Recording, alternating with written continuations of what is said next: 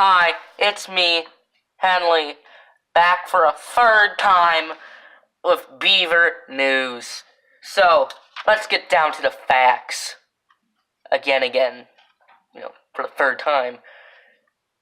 It's the third time special, for no reason. So today's broadcast on Beaver News is going to be about the Underground Railroad. So, for many years prior to the formation of the Underground Railroad, slaves tried to escape captivity in tried to resist in more subtle ways than we tried to really escape too often before the formation of the Underground Railroad. But these ways that they tried to resist in subtle ways was by slowing down the pace of work and trying to misunderstand orders. Quotation marks mean it's sarcasm. So, eventually, slaves started running away temporarily, but would eventually return for a multitude of reasons. However, there were some exceptions to the subtle resistance, such as full-on violent revolts, most of which failed, with the exception of one, and that killing slave owners. It only killed a few, the wives and some of the children of the slave owners, which only really helped to tighten the laws against the slaves, which ultimately made it harder for them to escape in the first place. So, eventually, after a while, these failed attempts at resistance and escape, they formed the Underground Railroad, where they would try to escape to either the North or Canada, which was ruled by the British at the time. The reason they would go there was because they abolished slavery by this point. So, on the Underground Railroad, there were dozens of stops made by abolitionists to allow for slaves that were in need of assistance or just need to survive, which is pretty important. If you're gonna be trying to escape slavery, you kind of want to survive. Yes. So,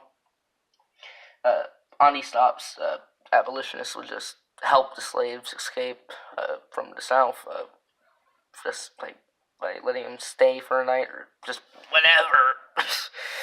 One of the most famous people who did this was actually Harriet Tubman, and she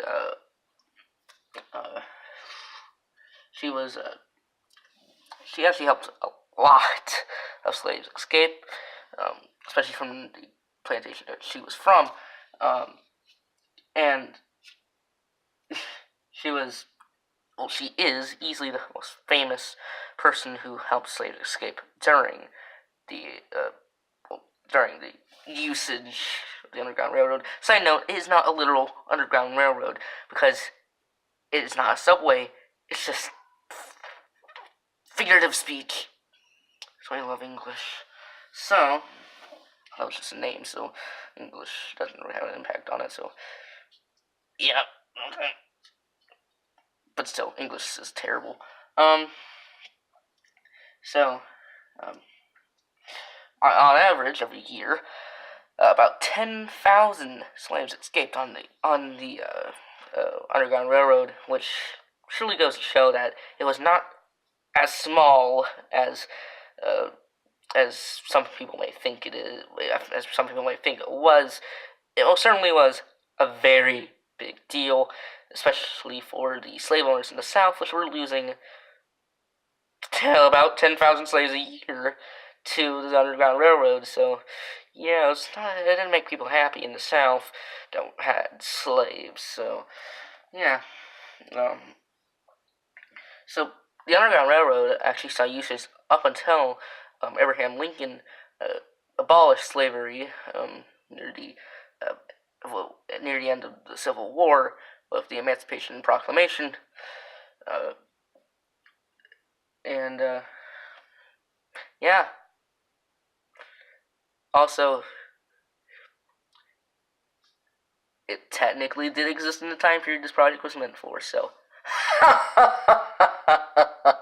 Okay, now for today's broadcast. Weather broadcast. So, today's weather broadcast goes for that. I don't know what to describe it as. It's just death. Maybe. Yeah. So, that was me, Henley, with a weather broadcast. This is where the broadcast ends. So,